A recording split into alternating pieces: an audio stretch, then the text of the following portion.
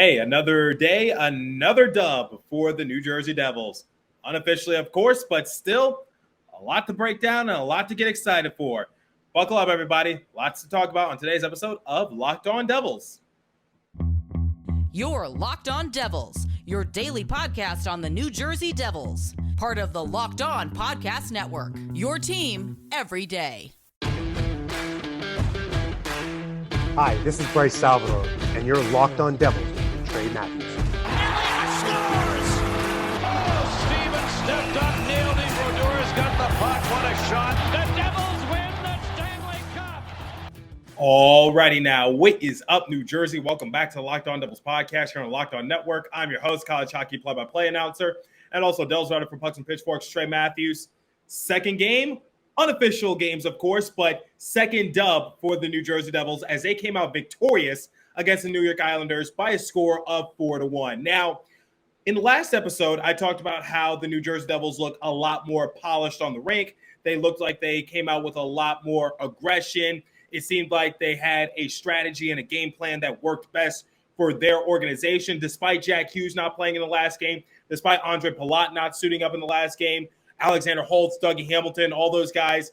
You know, you still got Nico Hischier. You still had Jesper Bratt, who were able to hold down the fort for New Jersey Devils. And also Graham Clark looked like he was trying to come out with some sort of statement so that way he could potentially be a dark horse to make the opening night roster. Overall, my main takeaways from the previous game was that I love the brand of hockey that the Devils were playing. Now, albeit, and I know I sound like a broken record when I say this, it is preseason. These games obviously don't count. You can't read too deep into playoff matchups. But I must say, guys, these past couple games for New Jersey Devils, it just seems like there's a different sense of urgency. Like in the previous episode, I said how the talent was very raw for the New Jersey Devils. It seemed like they had different components. They just didn't know how to function it correctly. So one of the examples that I want to bring up, and one of my former colleagues over at the Hockey Writers, Alex Chavancy, who's a friend of the show, actually mentioned this on his Twitter page.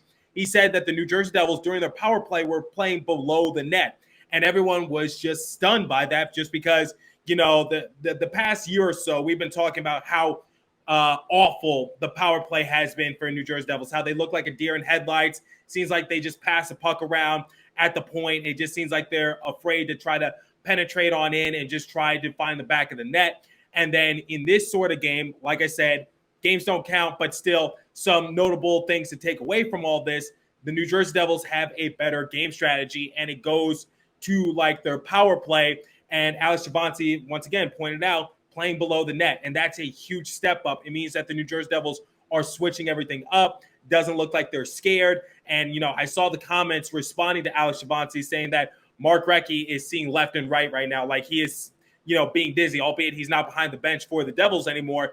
But still, it's impressive to see how much of a leap forward they have taken despite these games not counting. So I'm really proud of the overall effort from the New Jersey Devils. And quite honestly, this game was a step up from the last game. And that was to be expected because we had our best players out on the rink. You had Ondrej Palat, Alexander Holtz, and also Jack Hughes, and a few notable other players who are known for making some sort of impact for the Devils at one point or another. Now, let's talk about the H2o line. It is the Holtz, Hughes, and Ondrej line. So obviously, H2O is a compound for water, but I think in this case, people are saying like H squared, so as in two H's. So Hughes and Holtz, obviously, and then the O is for Ondrej Palat. So the H2O line was originally just a line that was being experimented on during the scrimmages for New Jersey Devils. But according to Ryan Novozinski of NJ.com, the Devils were seeing a lot of great success with that line combination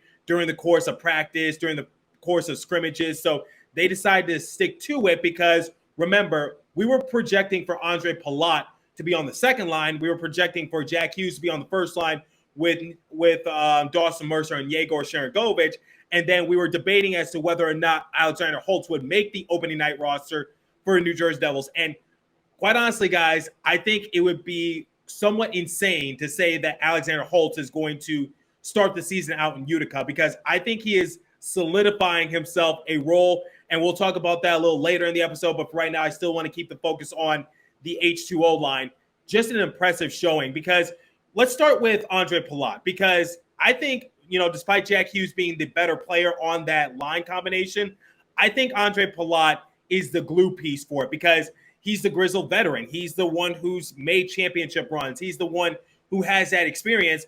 And so his overall tutelage, guidance, and wisdom, and the fact that he is, working with Lindy Ruff, Andrew Burnett, whatever coach is available to try to fit into the overall system, Ondrej Palat is that X factor. He is that guy to just put everything together. And the fact that, you have someone who is going into their rookie campaign, because remember, Alexander Holtz didn't play in enough games to qualify it as his rookie year. Jack Hughes is supposed to be the franchise player. He is going to be the future superstar of the league, hopefully one day. And then you got Ondrej Palat, someone who's been around the block before. So they got a perfect combination right there. You got the experience, you got the future, and you got somewhere in between. Because remember, I don't consider Jack Hughes to be a veteran player, but at the same time, he's not a rookie at this. He's not a newbie. He's someone who's been similar to Ondrej Palat around the corner, just not as many times. So this is a good line combination to have, especially with Ondrej Palat coming on board, because I anticipate, and I don't want to jump the gun on anything, but I think this is a really good opportunity for Ondrej Palat to take his career to the next level. Now, I get that somewhat of a hot take because he's 31 years of age, but remember, we have Ondrej Palat locked up for the next 5 years. So the thing about Ondrej Palat is that when you look at the championship run for Tampa Bay Lightning, who is one of the more underrated players when you're listing off the roster? It's Ondrej Palat, because he's put up solid production. And one of the things I've been preaching about the past couple of weeks is that the thing about Palat is that he knows how to turn up his game when it matters most. So I think Ondrej Palat would be a perfect combination, if not with Holtz, definitely with Jack Hughes. Now, it does raise the question, can Dawson Mercer and Yegor Sharangovich do, weather the storm without Jack Hughes?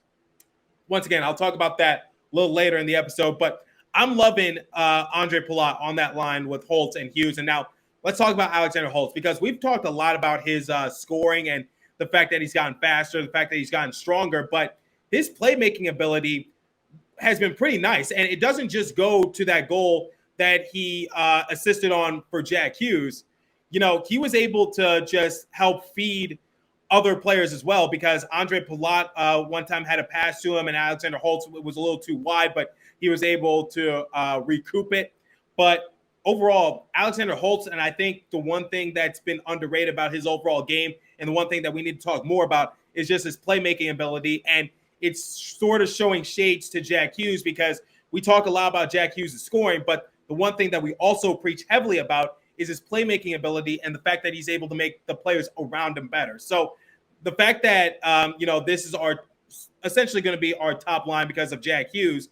And, since Alexander Holtz is getting that reps on the top six, I'm sorry, guys, but no disrespect to Fabian Zetterlund, but I think Alexander Holtz is solidifying himself more and more of a guarantee to make the opening night roster, just based on what he was able to do during the Prospects Challenge, what he was able to do during the scrimmages, what he's been able to do in his one exhibition matchup so far.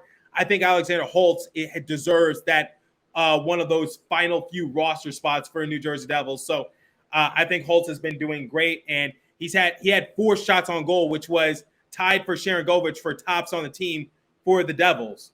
So Alexander Holtz, once again, guns blazing and just coming full speed ahead, looking for his own shot. Yes, it didn't translate into a goal, but I love the aggression. I love the determination, and Alexander Holtz needs to stick to it if he knows what's best for him. And now when looking at Jack Hughes, picking up right where he left off, and you know what? I made a prediction a couple episodes ago. I said I want Jack Hughes to be my MVP pick, and I said Shimon Nemets would be my X factor. Now, here's the thing about Shimon Nemets. No one was really talking about it, but he led the New Jersey Devils in takeaways. So forcing those turnovers despite having a plus-minus a -1 and despite, playing the most minutes of any defenseman aside from Dougie Hamilton, Shimon Nemets actually had somewhat of a decent impact. So once again, leading the New Jersey Devils in this game in takeaways with 3.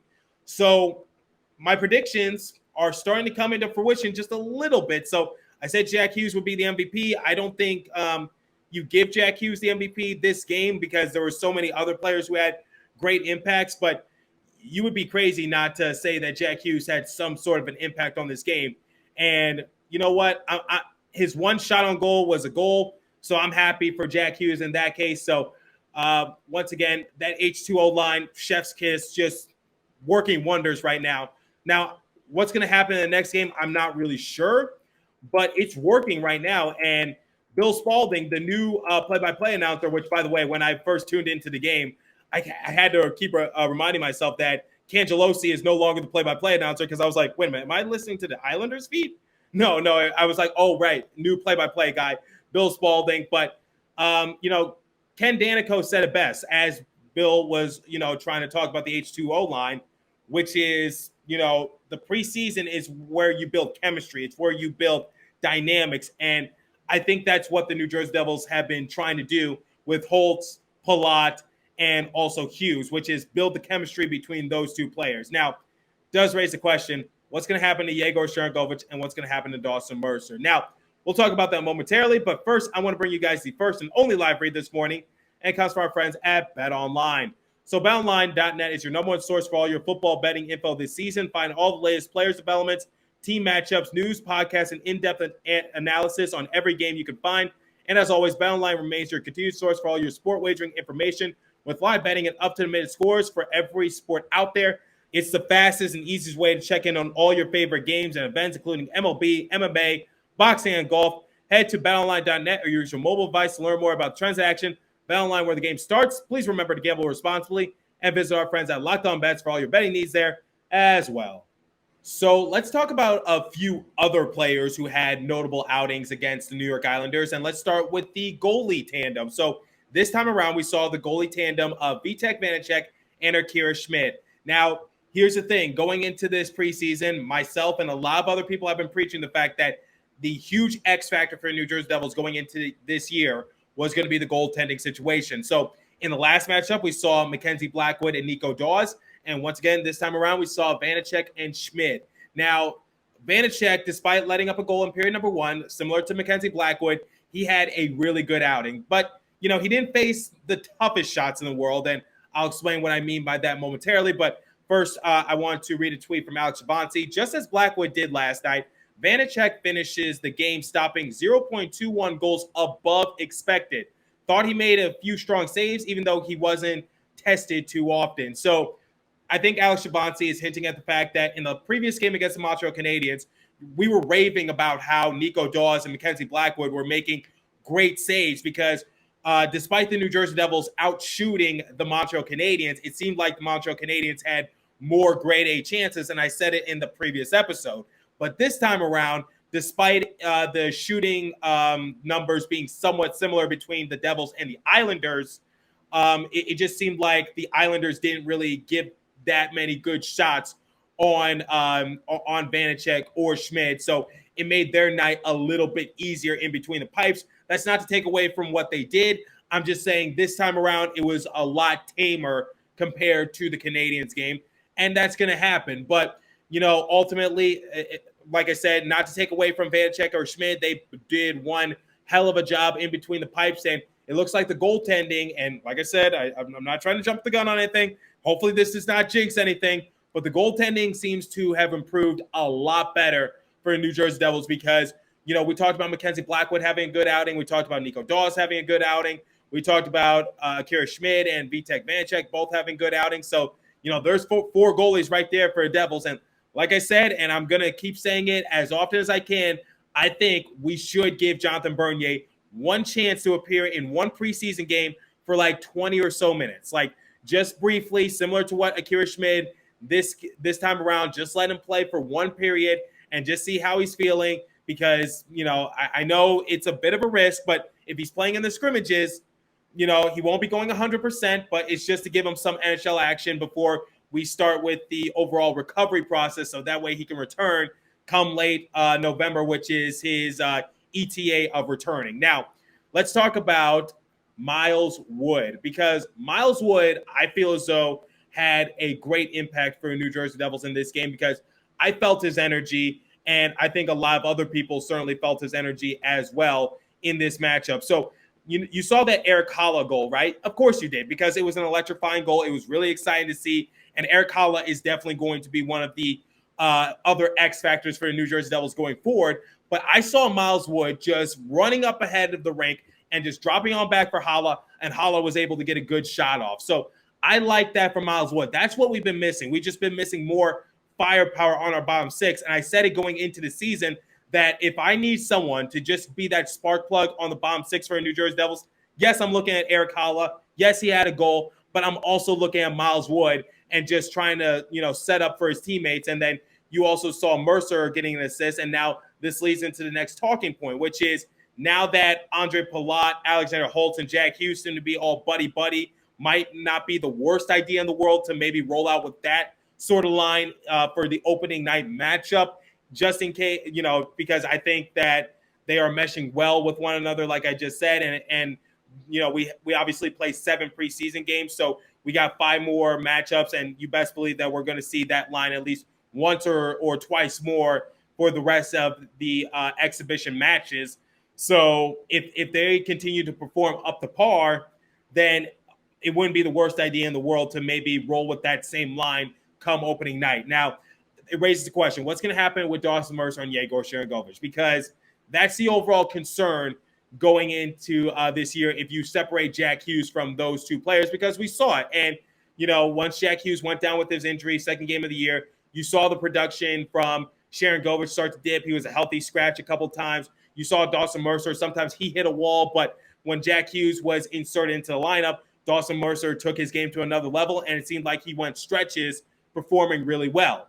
So my thing is, you just got to see what they do during preseason. And like I said about what Ken Danico said, preseason is all about building a bond. So this is good practice to separate Sharangovich and Mercer from Jack Hughes so that way they can take a step forward and try to develop in their own sort of way. Now, Sharangovich was able to pick up a goal, and it was a really exciting goal. Dawson Mercer was able to get an assist on that Holla goal. Seemed like Dawson Mercer was also going to get a goal of himself in the final period of regulation. Unfortunately, he fondled the puck, so he wasn't able to get a shot off. But still, I like the aggression from Dawson Mercer. So, Mercer was paired alongside with Holla and Wood on the second line.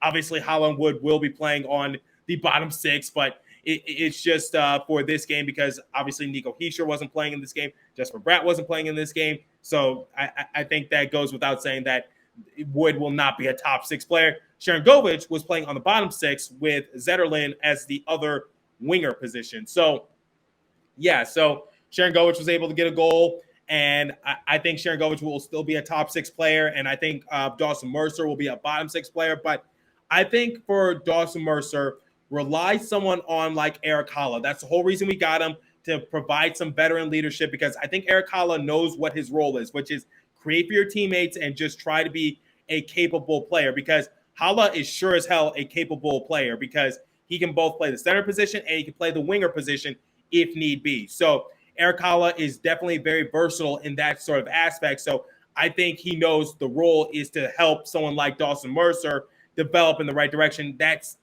assuming if Dawson Mercer is on his same line going into the season. And then when you look at someone like Miles Wood definitely brings a lot more energy. And I think that can definitely, put an extra step in Mercer's step. And now for Sharangovich, it's now time for him to take the lead because he's entering his 3rd year in the league. We're anticipating somewhat of a breakout year from him. Obviously, congratulations to his wife. They're expecting a kid. So mazel tov to both of them. Sharangovich, like I said, able to get a goal this game. Time for Sharangovich to be more aggressive, and it's time for him to put his foot on the gas pedal. It's time to break out of Jack Hughes' shadow. Now, I'll give a little more leniency towards Dawson Mercer because he's entering his sophomore year, and the main goal for Dawson Mercer is to not fall into that sophomore year slump. And then for Sharangovich, it's to not do what you did last season to start the year and just prove to everyone why you could be a solid piece for a Devils roster moving forward. So that's my overall mindset. It does kind of hurt me a little bit just because I really want Mercer and Sharangovich to be on the same line as Jack Hughes. But this Ondrej Palat and Jack Hughes and Alexander Holtz line, so far it's working wonders. We saw it in a beta version of an NHL game. We saw it in a scrimmage. We saw it, during the course of practice. It's just like it's like peanut butter, jelly, and more peanut butter. It's just working really well. And, Ondrej Palat, the old grizzled veteran, Jack Hughes, sort of that happy median between being a young guy, but also being around the block a few times just because he is one of the more experienced players on the Devils roster, and he is the franchise piece. And then you got Alexander Holtz. Hopefully he's looking to suit up in a lot more games to qualify for his rookie year. And I think Alexander Holtz is definitely going to be somewhat of a surprise for the New Jersey Devils. And I think he's all but solidified his position on the opening night roster. Now, Fabian Zetterlund did everything in his power to, just assert himself. We saw he was able to bob and weave through traffic. He almost had a sweet highlight goal. He was trying to get himself into Sports Center top 10 and just trying to say to the New Jersey Devils, saying, hey, don't just have all your eyes on Alexander Holtz. Look at me too. So obviously he wasn't able to score. But one thing I like about Fabian Zetterlund, looks a lot more aggressive, similar to a lot of his teammates. And my main goal for Zetterlund going into this year, be an enforcer. That's what I want to see. And you need to throw your weight around and be that aggressive person. So, like I do on every post-game recap, I am going to give you guys the final statistics, and then I'll give you a letter grade. So, shots on goal differential, 26-25 in favor of the Devils. Face-off percentage, 58% to 42% in favor of the Devils once again. Power play, both teams laid a goose egg in that category. Islanders 0 for 5, Devils 0 for 3. But the Devils did look a lot more polished on their power play opportunities, so I'm not going to hold that against them. And Alex Chavancy also acknowledged that as well. Hits 21-17 in favor of the Devils. Blocks 12-9 in favor of the Devils. Giveaways, the Islanders led that department 6-1. Now, final letter grade. So, like I said, one of my predictions a couple episodes ago was that if Shimon Nemeth and Jack Hughes suit up in a game, I expect Jack Hughes to be my MVP. I expect Nemeth to be somewhat of a X factor, and the fact that Nemeth was able to lead the Devils in takeaways, Jack Hughes was able to get a goal, and he's meshing so well with Ondrej Palat and Alexander Holtz. And the fact that we're getting production from Dawson Mercer, Dougie Hamilton, Yegor Sharangovich once again, I'm excited to see that moving forward. And this was a great game for the New Jersey Devils because they let up a goal, but they scored 4 unanswered goals. So they're putting their foot on the gas pedal, and I really hope this translates into the season, and I hope this is a preview of what's to come. So this grade, I'm going to give the Devils a B because, not perfect, but still very, very, very impressive. So similar to the last game, but you know what? No, they improved a little bit. So I'm going to give them an A minus just because they looked a lot more polished. They impressed me for back-to-back games, and that's not an easy feat to do. And it was impressive. And by the way, I do not have an update on Nico Hischier. Lindy Ruff just revealed he's getting treatment. That's all I got for you guys on Nico Hischier. But it's cramping. It's nothing to be concerned about. So let me know what you guys think. What did you think about this game for the New Jersey Devils against the New York Islanders? What did you think about Bill Spalding making his play-by-play debut?